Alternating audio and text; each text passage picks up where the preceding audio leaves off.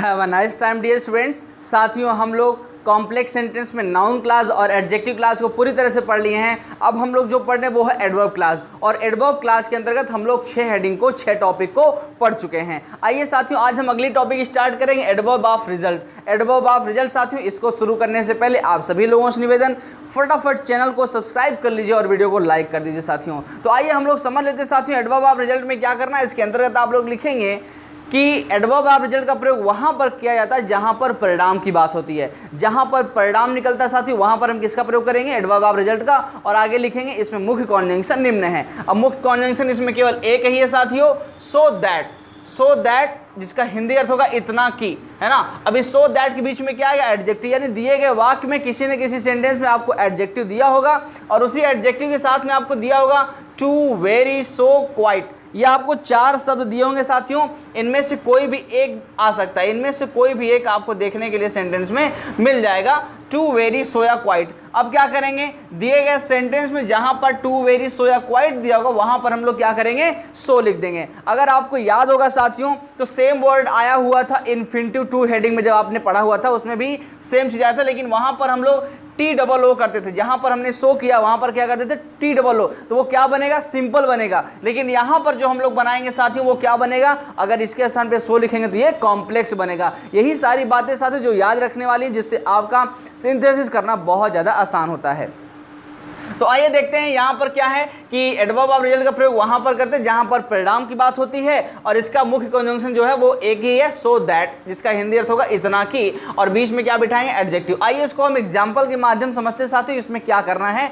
एक सेंटेंस है, Sita is very poor, Sita बहुत गरीब है, सी कैन नॉट परचेज बुक, वो किताब नहीं खरीद सकती। तो यहाँ पर देखिए साथियों आपको क्या मिल गया? वेरी मिल गया। तो यहाँ पर हमने क्या करते? So, Sita is so poor, Sita इतनी गरीब है, दैट की she can not purchase book, वो किताब नहीं खरीद सकती। इसमें बहुत ज़्यादा कठिनाई नहीं है साथियों, बहुत सिंपल सा है। अगला है बेबी वॉज वेरी क्यूट, बच्चा बहुत ज़्यादा क्यूट था, एवरीवन किस्ड हिम, हर किसी ने उसे चूमा। तो साथियों यहाँ पर कहेंगे वेरी के स्थान पे क्या कर देंगे? सो कर देंगे। Baby was so cute that everyone kissed him, baby बहुत ज़्यादा इतना क्यूट था कि हर किसी ने उसे चूमा। और अगला है साथियों the tea is too hot, I can not drink it, चाय बहुत ज़्यादा गर्म है, I can not drink it, मैं इसे पी नहीं सकता। तो साथियों इस सेंटेंस को आप लोग अपने कॉपी में नोट करेंगे और कॉम्प्लेक्स बना करके मुझे बताएंगे।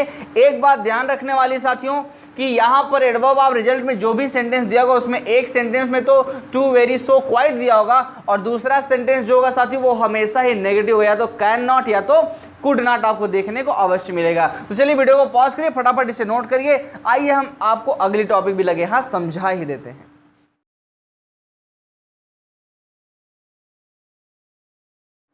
तो आइए साथियों आपको अगली टॉपिक भी समझाते हैं। अगली टॉपिक हमारी क्या है साथियों? अगली टॉपिक है adverb of purpose. Adverb of purpose यानी पर्पज यानी कि हो जाएगा उद्देश्य। यानी साथियों इसके अंतर्गत लिखेंगे कि इनका प्रयोग वहां पर किया जाता है जहां पर उद्देश्य दिखाई पड़ता है। और इसमें साथियों मुख्य कॉन्जंक्शन निम्न है, ऐसा लिख लेंगे। इसके मुख्य कॉन्जंक्शन निम्न है, 2 कॉन्जंक्शन है, सो दैट और इन ऑर्डर दैट, और इन दोनों का हिंदी अर्थ होता है ताकि या जिससे कि। साथियों इस सेंटेंस में दिए गए वाक्यों में आपको वांट, वांट्स या वांटेड के साथ टू लगा हुआ अवश्य दिखाई पड़ेगा। इन सभी के साथ क्या लगा होगा? इन सभी के साथ आपको लगा मिलेगा टू। क्या मिलेगा साथियों? टू मिलेगा। तो इन सभी के स्थान में आपको क्या करना है? या तो मे रखना या तो माइट रखना है। अब अगर सेंटेंस प्रेजेंट टेंस में हुआ तो मे का प्रयोग करेंगे, और पास्ट टेंस में हुआ तो माइट का प्रयोग करेंगे साथियों। तो आइए इनका प्रयोग कैसे करना है वो हम आपको एग्जाम्पल के माध्यम से समझा देते हैं। यहाँ पर पहला सेंटेंस है साथियों, दे गो टू स्कूल, वे सब विद्यालय जाते हैं, दे वांट टू स्टडी, वे सब अध्ययन करना चाहते हैं। तो साथियों इन दोनों का अगर मिला करके एक सेंटेंस बना दे तो क्या बनेगा? वे सब विद्यालय जाते हैं ताकि वो अध्ययन कर सकें। तो साथियों इस प्रकार से हम लोग बनाएंगे, दे गो टू स्कूल, वे सब विद्यालय जाते हैं, सो दैट, ताकि, दे में स्टडी, वे सब अध्ययन कर सके। यहाँ पर देखिए वांट टू का स्थान हमने क्या कर दिया? मे कर दिया। अब मे क्यों कर दिया? क्योंकि हमारा दिया गया सेंटेंस किसमें है? दोनों ही वाक्य दिया गया प्रेजेंट इंडेफिनिट टेंस में, यानी कि प्रेजेंट टेंस में है। तो साथियों प्रेजेंट टेंस में होगा तो हम क्या करेंगे? मे का यूज करेंगे। अगला सेंटेंस देखते हैं साथियों, राम वर्क्स हार्ड, राम कठिन परिश्रम करता है, he wants to achieve success, वो सफलता प्राप्त करना चाहता है। तो राम कठिन परिश्रम करता है ताकि वो सफलता प्राप्त कर सके। इस प्रकार से करेंगे साथियों। यहाँ पर लिखेंगे राम वर्क्स हार्ड, राम कठिन परिश्रम करता है, इन ऑर्डर दैट, ताकि ही में अचीव सक्सेस, ताकि वो सफलता प्राप्त कर सके। इस प्रकार से कर देंगे साथियों। और लास्ट है सी बॉट अ नाइफ, उसने एक चाकू खरीदा। सी वांटेड टू कट वेजिटेबल्स, वो सब्जियां काटना चाहती थी। अब देखिए दिए गए सेंटेंस किसमें हो गए, पास्ट इंडेफिनिट टेंस में, यानी दिए गए सेंटेंस पास्ट में, तो यहां पर हम मे के स्थान पे क्या कर देंगे, माइट का यूज करेंगे साथियों। सी बॉट अ नाइफ, उसने एक चाकू खरीदा, सो दैट, ताकि सी माइट कट वेजिटेबल, ताकि वो सब्जियां काट सके। तो साथ ही इस प्रकार से हम लोग एडवर्ब ऑफ पर्पस के अंतर्गत कॉम्प्लेक्स सेंटेंस बनाएंगे। तो चलिए वीडियो पॉज करिए, फटाफट इसे नोट कर लीजिए। अगली टॉपिक एडवर्ब ऑफ मैनर, वो भी पढ़ा करके आपको हम एडवर्ब क्लास की समाप्ति करेंगे। तो चलिए वीडियो पॉज करिए, फटाफट इसे नोट कर लीजिए। तो आइए साथियों, एडवर्ब क्लास के अंतर्गत हम लोग लास्ट टॉपिक को भी पढ़ लेते हैं। हमारी लास्ट टॉपिक क्या है, लास्ट टॉपिक है एडवर्ब ऑफ मैनर। साथियों मैनर का मतलब तो ढंग या तरीका, यानी इसके अंतर्गत लिखेंगे कि इसका प्रयोग ढंग या तरीका बताने के लिए किया जाता है। और इसका जो मुख्य कॉन्जंक्शन साथियों, वो मुख्य कॉन्जंक्शन एक ही है, एज। एज यानी वैसा ही जैसा या वैसे ही जैसे। और साथियों इसमें नोट लिखेंगे कि दिए गए वाक्यों में इन अ सर्टेन वे और इन द सेम वे अवश्य दिया रहता है। और अगला नोट लिखेंगे कि जब भी हम सेंटेंस का कॉम्प्लेक्स बनाना शुरू करेंगे तो इन द सेम वे वाले वाक्य से ही शुरू करेंगे। और in a certain way, in the same way, इन दोनों को हम क्या करेंगे, समाप्त कर देंगे और बीच में कॉन्जंक्शन एज लगा देंगे। और अगला नोट लिखेंगे साथियों कि कभी कभी इन द सेम वे आपको देखने को नहीं मिलेगा, यानी एक ही सेंटेंस में आपको इन अ सर्टेन वे देखने को मिलेगा, दूसरे वाक्य में आपको इन द सेम वे हो सकता है कि ना देखने को मिले। लेकिन अगर आपको इन अ सर्टेन वे मिल गया, मतलब इसमें कॉन्जंक्शन क्या यूज करना है, एज का यूज करना है साथियों। आइए आपको एग्जाम्पल के माध्यम से समझाते हैं।